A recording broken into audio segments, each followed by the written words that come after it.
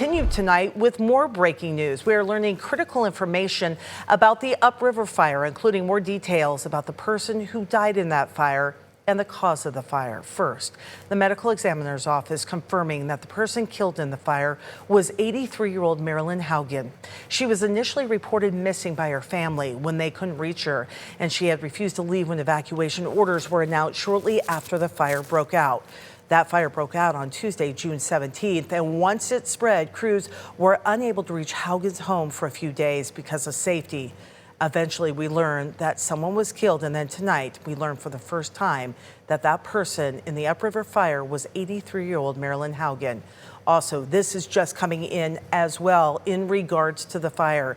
Some conflicting information from agencies about the cause of the fire. The head of the Spokane County Emergency Management announcing during a briefing yesterday that the fire started in an unoccupied home that ended up being destroyed in that fire. Chandra Fox briefed county commissioners yesterday on the cause. Listen in. One of which was vacant, and that was the ignition point of the home, of the fire itself. So there was either a squatter or someone in that structure who should not have been. And so 14 primary. All right.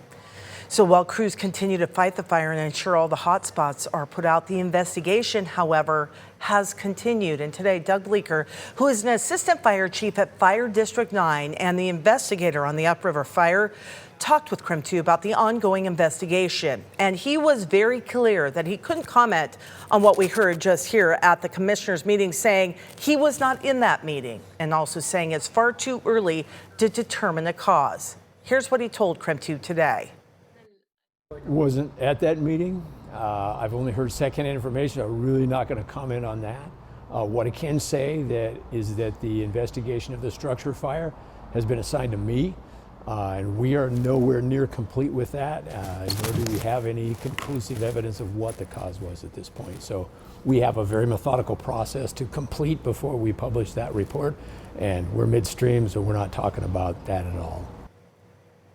All right, so saying right now, no conclusive information to point to the cause of that fire. Bleeker also noting that crews are still on that fire, working the fire to make sure that all the hot spots are out, and that while crews are focused on fire management, he is focused on the investigation.